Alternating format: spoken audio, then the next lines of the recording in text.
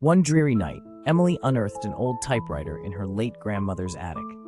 Intrigued, she began typing, crafting tales of adventure and romance. But as words flowed, strange happenings unnerved her. Characters whispered, shadows danced, and eerie sounds echoed through her tiny apartment. Each night, the stories became darker, leading to an unsettling climax where her characters demanded freedom.